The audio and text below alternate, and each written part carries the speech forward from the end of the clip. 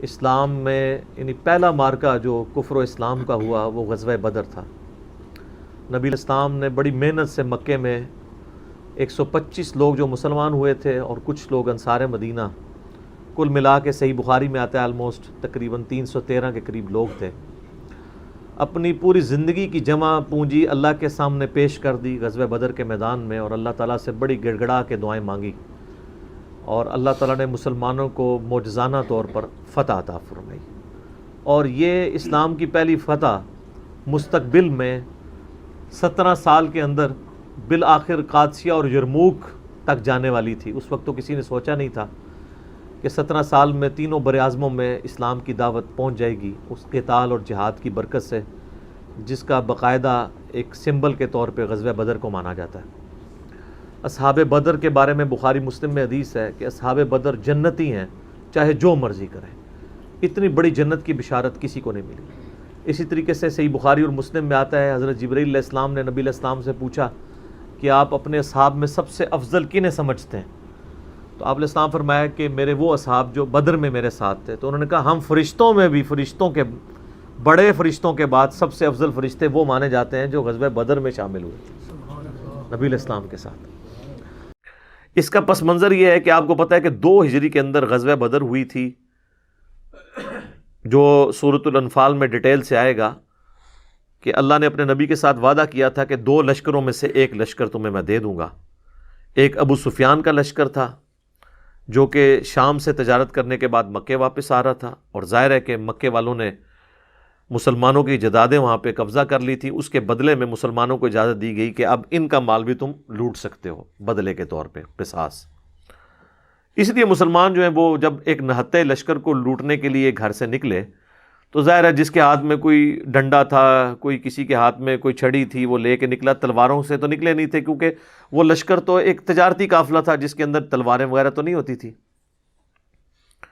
لیکن راستے میں اللہ تعالیٰ نے فیصلہ کر دیا کہ بھئی یہ تو ہم اب تمہیں جو ہے وہ کہیں اور تمہاری ٹکر کروائیں گے اور حق کا حق ہونا ظاہر کریں گے۔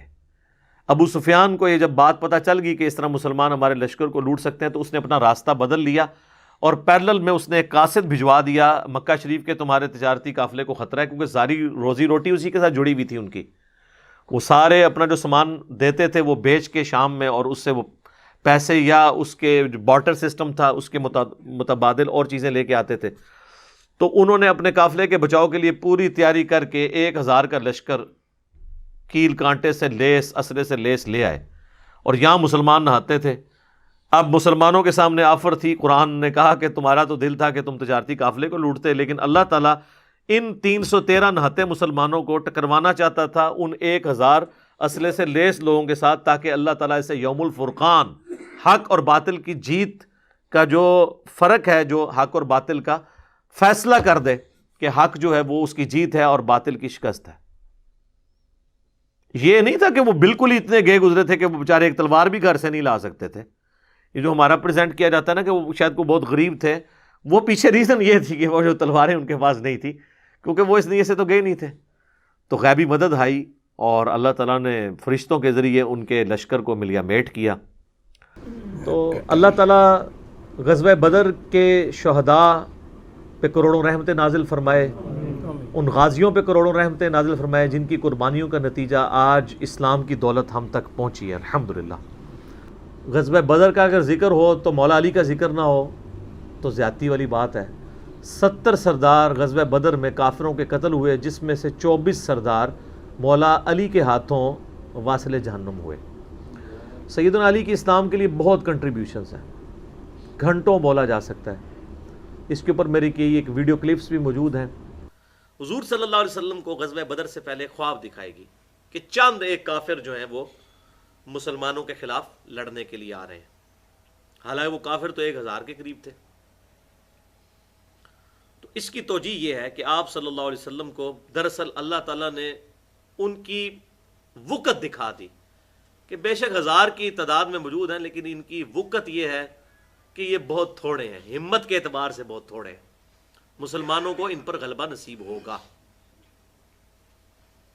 تو اے نبی، ہم نے آپ کو خواب میں دکھایا اور بڑی تھوڑی تعداد میں ان کو دکھایا، وَلَوْ أَرَاكَهُمْ كَثِيرًا لَفَشِلْتُمْ، اور اگر آپ کو اللہ تعالیٰ نے خواب دکھائی ہوتی کہ وہ تعداد میں بہت زیادہ ہیں تو قریب تھا کہ آپ کے ساتھی جو ہیں ہمت ہی ہار دیتے۔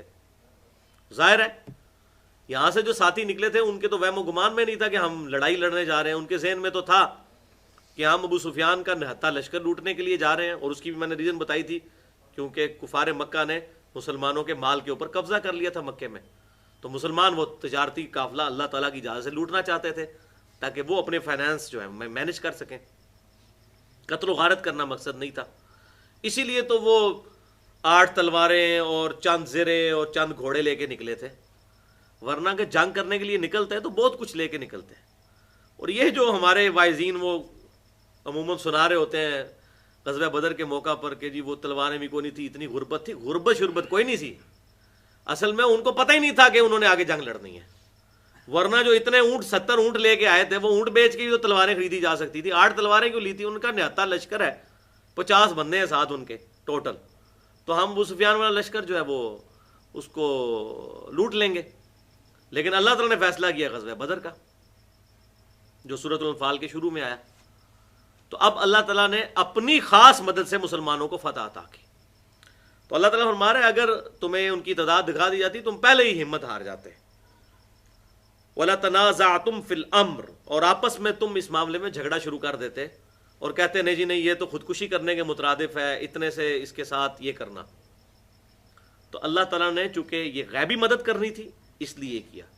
اور یاد کرو جب اللہ تعالیٰ نے دکھا دیا تمہیں لشکر کفار، جب تمہارا مقابلہ ہوا تمہاری نگاہوں میں بہت قلیل۔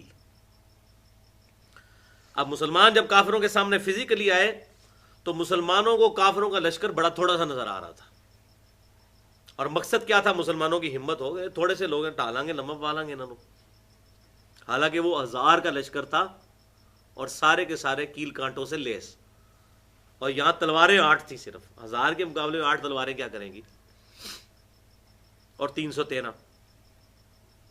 تو اللہ تعالیٰ ہمارا وہ وقت یاد کرو تمہیں بڑے کم تعداد میں کافر دکھائے گئے، اور یہی معاملہ کافروں کے ساتھ بھی کیا گیا۔ وَيُقَلِّلُكُمْ فِي أَعْيُنِهِمْ، اور تمہیں کافروں کی نظر میں قلیل دکھا دیا۔ کافروں کو بھی لگا مسلمان بڑے تو وہ پہلے ہی تھوڑے سن، اور تھوڑے ان کو نظر آئے، ان کے رگڑ دیں گے انہوں۔ تو بیسیکلی کیوں ایسے ہوا؟ اللہ تعالیٰ تقدیر غالب کرنا چاہتا تھا۔ اگر مسلمان ان کو تعداد میں زیادہ دکھا دیے جاتے ہو سکتا ہے کہ وہ جنگ میدان جنگ چھوڑ کے بھاگ جاتے۔ اللہ تعالیٰ تو یہ جنگ کروانا چاہتا تھا، یہ غیبی جنگ تھی، عذاب استحصال کی پہلی قسط تھی، اور یہی بات ساتھ آ گئی لِيَقْضِيَ اللَّهُ أَمْرًا، اور یہ اس لیے تھا کہ اللہ تعالیٰ اپنی مرضی پوری کرنا چاہتا تھا کہ غزوہ بدر ہو، ورنہ اگر یہ معجزہ کرتا کہ تم بہت زیادہ ان کو نظر آ رہے ہوتے ہو سکتا ہے وہ میدان جنگ چھوڑ کے بھاگ جاتے، اگر تمہیں وہ زیادہ نظر آ رہے ہوتے ہو سکتا ہے تم اپنی ہمت ہار دیتے۔ تو اللہ تعالیٰ نے دونوں کو ایک دوسرے بڑے تھوڑے سے دکھائے، اور وہ اور شیر ہو گئے، لڑیں گے ایک دوسرے کے ساتھ۔ تو اللہ تعالیٰ نے اپنا امر پورا کرنا تھا، کان مفعولا، اور جو کام کرنا تھا وہ اللہ تعالیٰ نے فرما دیا۔ وَإِلَى اللَّهِ تُرْجَعُ الْأُمُورُ، اور معاملات کو اللہ ہی کی طرف لوٹ کر جانا ہے۔ وَلَا تَكُونُوا كَالَّذِينَ خَرَجُوا مِن دِيَارِهِمْ، اور دیکھنا ان کافروں قریش مکہ کی طرح نہ ہو جانا کہ جب وہ اپنے گھروں سے نکل رہے تھے، یعنی بدر کے لیے وہ آ رہے تھے،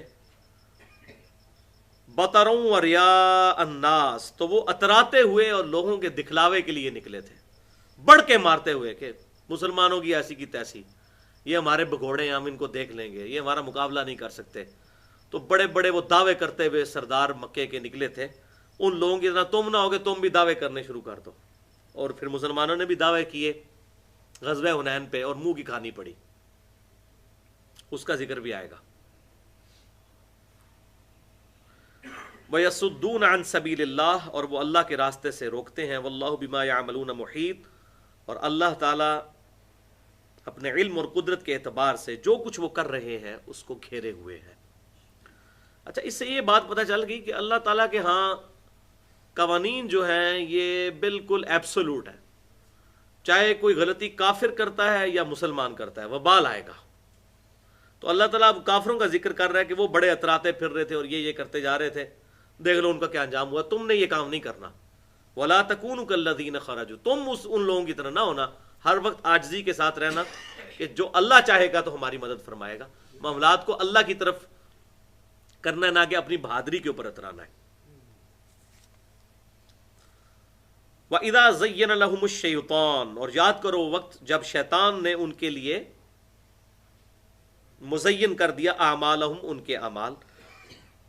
یعنی ایکسس آف ایول تو شیطان ہے جس نے کافروں کو یہ وسوسہ دلایا کہ چند مٹھی پر مسلمان ہیں, ان کو کچل دیں گے. وقال, اور شیطان نے ان سے کہا. اب یہ نہیں ہے کہ فزیکلی سامنے آ کے کہا, ان کے دل میں یہ خیال ڈالا, لا غالب لکم اليوم من الناس, آج کے دن لوگوں میں سے کسی کی جرت ہے کہ قریش مکہ کے اوپر غالب آ جائے. ہم اتنی جنگجو قوم ہے, یہ لوگ کیسے ہمارا مقابلہ کر سکتے ہیں. وَإِنِّي جَارٌ لَكُمْ, اور شیطان نے ان کو تھپکی بھی دی کہ میں تمہارا نگہبان ہوں. فَلَمَّا تَرَاءَتِ الْفِئَتَانِ نَكَسَ عَلَىٰ عَقِبَيْهِ, تو جب فوجیں آمنے سامنے ہوئیں تو یہ الٹے پاؤں بھاگ گئے. کون؟ شیطان الٹے پاؤں بھاگا جب اس نے یہ معاملات دیکھا. یعنی اس کی جو ہمت تھی وہ شیطان کی طرف سے تھی نا, کافروں کی, تو ان کی ہمت بھاگی, یعنی کہ شیطان بھاگا. قال انی بریء منکم, شیطان نے کہا بھئی میں تو تم سے بری ہوں. انی ارا ما لا ترون, میں وہ کچھ دیکھ رہا ہوں جو تم نہیں دیکھ رہے. یعنی فرشتے مدد کے لیے اترے ہوئے ہیں اللہ کی طرف سے.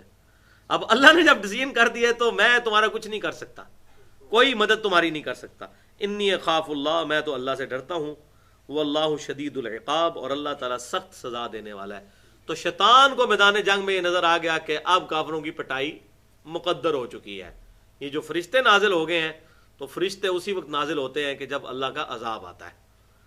وہ کافر بھی بار بار مکی دور میں کہتے تھے اے نبی عذاب لے آؤ, فرشتے کیوں نہیں نازل ہوتے؟ تو اللہ تعالیٰ میں فرشتے نازل ہوئے تو تمہارا فیصلہ ہو جائے گا.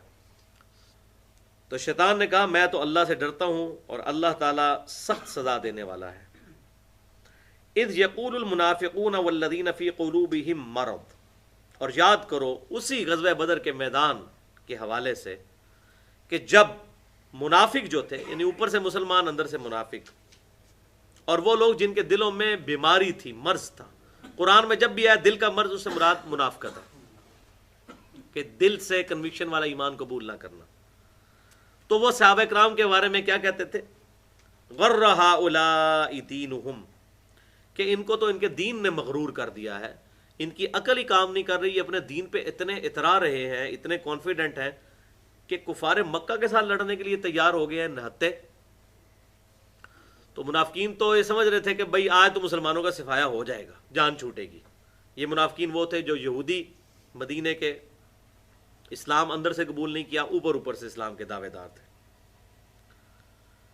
وَمَن يَتَوَكَّلْ عَلَى اللَّهِ, اور جو کوئی بھروسہ کرے اللہ پر, فَإِنَّ اللَّهَ عَزِيزٌ حَكِيمٌ, تو اللہ تعالیٰ تو غالب اور حکمت والا ہے. ان مسلمانوں نے غرور نہیں کیا تھا, بلکہ وہ اپنے ایمان کی وجہ سے اللہ پر توکل کرتے تھے. جب اللہ پر توکل کرتے تھے تو ان کا یہ جو کانفیڈنس تھا کہ آج ہم غالب آئیں گے کافروں کے مقابلے پر, یہ مغروری نہیں تھی بلکہ ان کے ایمان کا تقاضا تھا.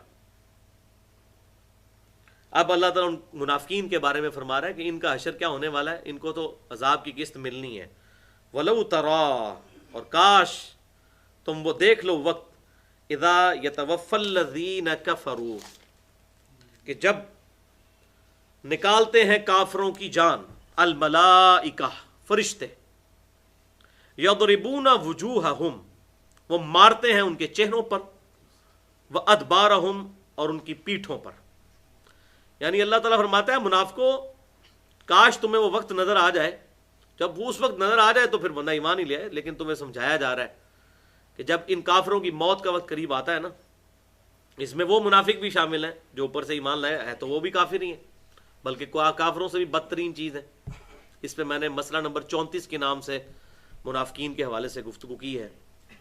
تو یہ تو بدترین مخلوق ہے. تو کاش تم وہ وقت دیکھ لو کہ جب ان کی موت کا وقت آئے تو ان کو فرشتے ان کے منہ اور پیٹھوں پر ہتھوڑے مارتے ہوں گے. وذوقوا عذاب الحریق, اور انہیں کہا جائے گا اب چکھو عذاب آگ کا.